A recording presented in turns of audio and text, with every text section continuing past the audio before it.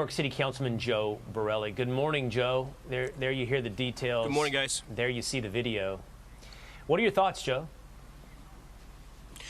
Look, if America is so bad for this gentleman, it's unclear why he's here in the first place. Look, Will, the truth is we've always had violent, heinous crimes in New York City. Every large city has their problems.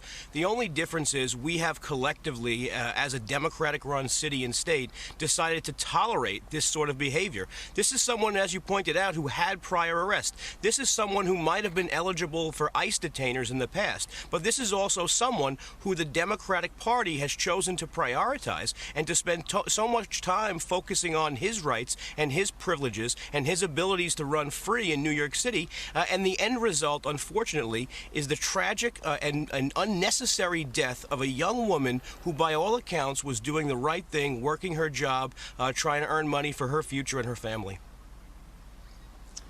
Councilman, you're so right. This is about a focus on the criminals versus the victims. I just can't stand seeing that video. The poor girl handed over the $100 bill, and he still shot and killed her. It's just so outrageous and heartbreaking. Here's his rap sheet, by the way. In 2017, he was arrested for criminal mischief. 2018, an arrest for threats with a knife menacing.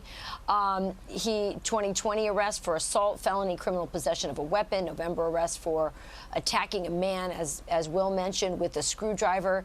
So what do we know about this guy? We know he's a violent criminal. We know he's an illegal. He was ranting about is he a radicalized anti-American? Is he mentally ill? What's happening here? But all of those possible categories that you pointed out have one thing in common.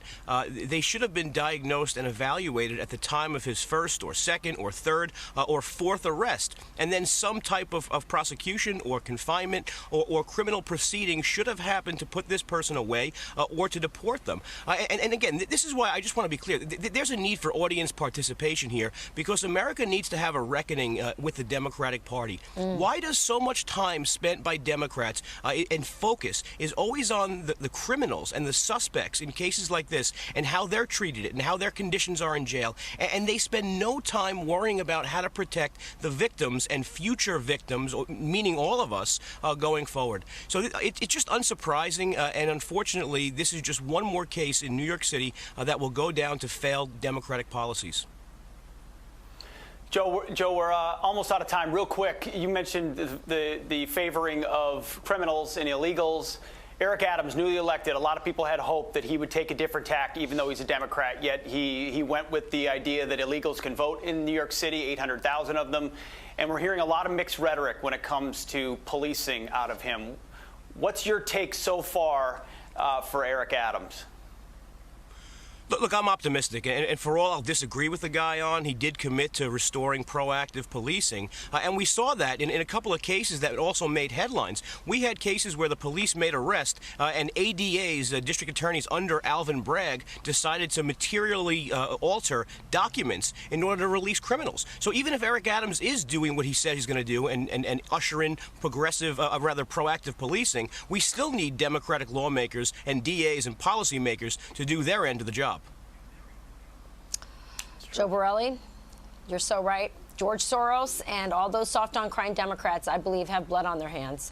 God bless this poor child and her family.